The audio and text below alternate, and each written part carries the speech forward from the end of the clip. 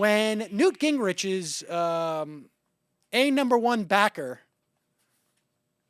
I guess because Newt has been such a good Islamophobe warrior, a guy named Adelson, who is a gambling mogul, spends millions of dollars in South Carolina, highlighted by a 30-minute film, which we'll attach to one of these shows coming up in the next couple of days, because it's so great. I mean, short of the fact that there's occasionally some like sort of creepy nationalism, like Mitt Romney's company started with seed money from Latin American people. But the rest of it, literally, I think there's about 4 seconds that I would have cut.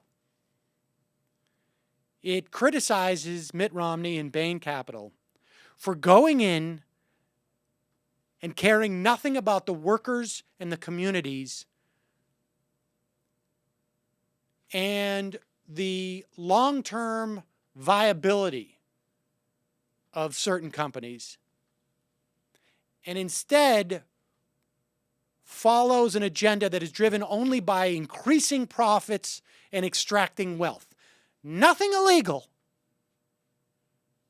just a notion that that type of capitalism is abhorrent.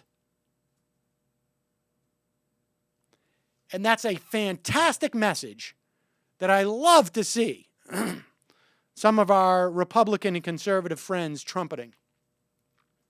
Now, of course, there's been a lot of pushback on the right. They're mad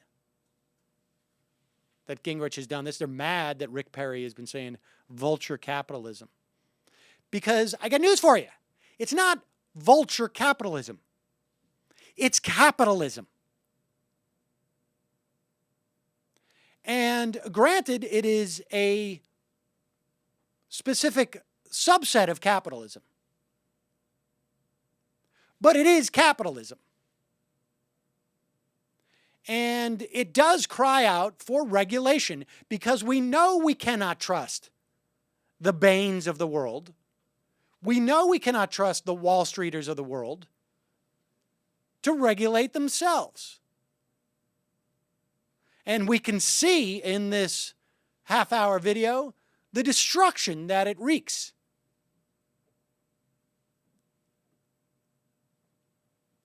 And then Mitt Romney, how does he respond? Well, here's Mitt Romney with Matt Lauer. Let me, though, ask you about the choice of words last night. When you said that we already have a leader who divides us with the bitter politics of envy, I'm curious about the word envy. Do you suggest that anyone who questions the policies and practices of Wall Street and financial institutions, anyone who has questions about the distribution of wealth and power in this country, is envious? Is it about jealousy, or is it about fairness? I think it's about envy. I think it's about class warfare. I think when you have a president encouraging the idea of dividing America based on 99% versus 1%, and those people who have been most successful will be in the 1%, you've opened up a whole new wave of approach to this country, which is entirely inconsistent with the concept of one nation under God. One nation under God. God has made these people successful. And of course, in Mitt Romney's world, the only definition of success is those people who have made it into the 1%. You're a good teacher? You're not successful. I'm sorry, you're not successful. You're not in the 1%. You provide a vital service to the public? You're not. You're not successful. You're CEO of a corporation, but you're not in the 1% because you pour the money back into your company to provide for the workers. You're not successful. You see the underlying values that this guy has. But here's the real kicker. Yeah, and the American people, I believe, in the final analysis will reject it. Are there no fair questions about the distribution of wealth without it being seen as envy, though? I think it's fine to talk about those things in quiet rooms and discussions about tax policy and the like. But the president has made this part of his campaign rally. Everywhere we go, or he goes, we hear him talking about millionaires and billionaires and executives and Wall Street. And it's a very envy-oriented, attack-oriented approach, and I think it'll fail.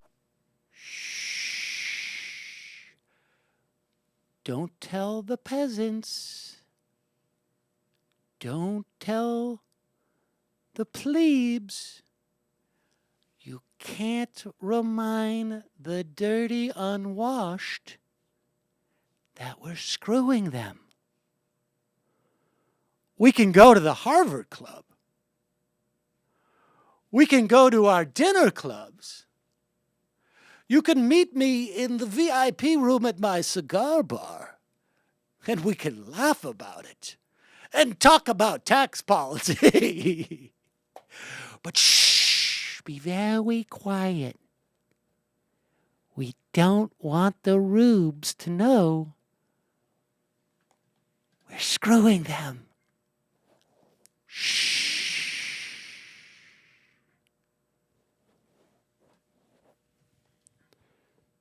Mitt Romney, ladies and gentlemen. Mitt Romney.